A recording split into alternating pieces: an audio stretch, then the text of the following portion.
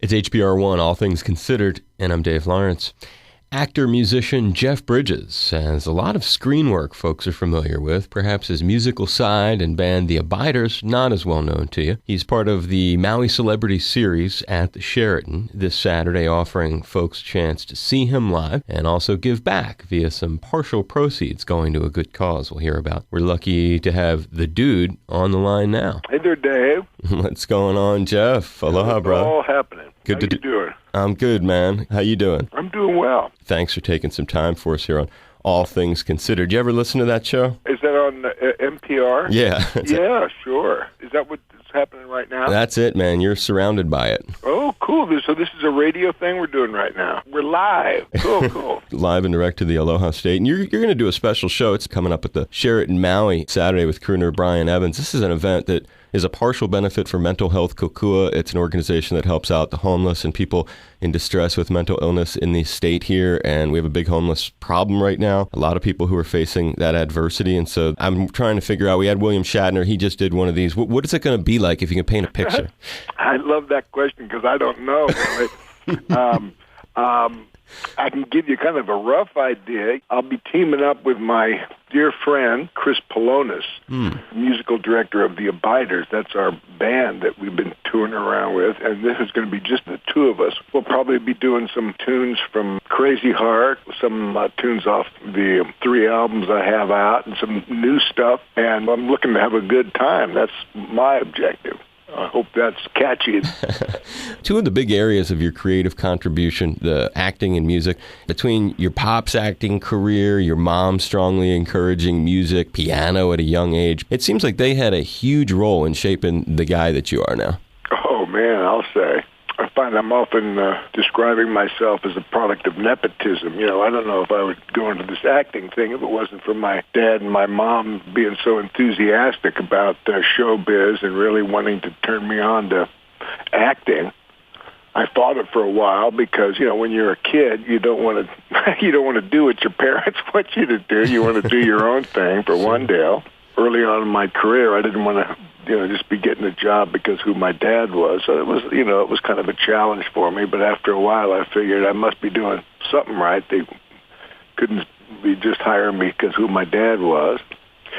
But, yeah, they've been a great inspiration and an example for me on so many levels, not only in my career, but just the way they ran their lives and what they thought was important. You mentioned Crazy Heart. When I think about all the things you're associated with, Maui resident Chris Christopherson, another... Yeah, I forgot, man. I'll have to give Chris a buzz and let him know. God, I forgot about that, of course. And he inspired your character, too, right? Bad Blake and Crazy Heart. Oh, yeah, I'll say. I mean, whenever we see each other, we did that movie, Heaven's Gate, together. We shared a dear friend in Stephen Bruton, who was so instrumental in making Crazy Heart a good movie. Stephen was Chris's guitarist for so many years. Stephen is no longer with us, but the movie Crazy Heart was dedicated to him.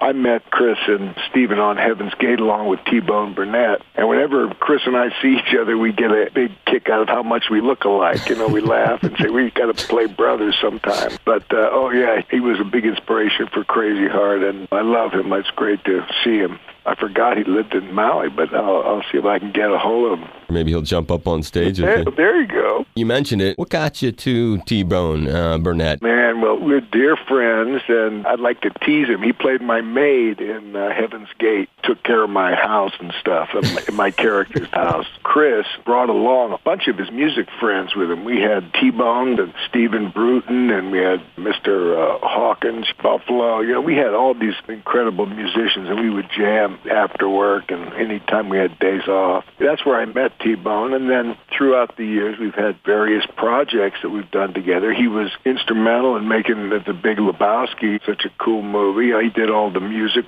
We've done several projects about ending hunger. We worked together on a movie called A Place at the Table, documentary about the hunger situation in America. And then we did Crazy Heart, and then after Crazy Heart, I figured if my music was ever going to get a shot in the arm, this was the time. And so I gave him a buzz and said, I got a bunch more tunes. You want to make an album? He said, yeah, let's do it. And so we made an album together. we're looking to play together all the time. Love to have you come to a little benefit concert in Honolulu for the homeless. We have a nice 75-seat studio attached to our radio station. Yeah, that sounds cool. Love to do it. You mentioned the helping out people. You have the Sleeping Tapes is not only a special release, but all proceeds go to the No Kid Hungry. What is the motivation? Man, just being a father myself and imagining being in the position of not being able to put food on the table for my kids, and I appreciate that struggle and try to do everything I can to turn that around. We've got a terrible situation here in America with so many kids struggling with food insecurity. I think 1 in 5 of our kids are struggling with food insecurity, and we're doing everything we can to turn that around with No Kid Hungry. We're really concentrating on a couple of things. One, breakfast after the bell, where kids don't have to come to school a half hour early, to eat in the cafeteria. A lot of kids will just shine that on. One thing, they maybe can't get to school that half hour early, or they don't want to go through having that stigma of being the poor kid, so they just shine it on, and they show up to school on an empty stomach. You can't learn anything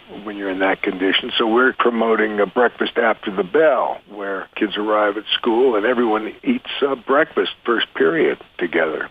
Then the other thing, we're working on summer meal programs.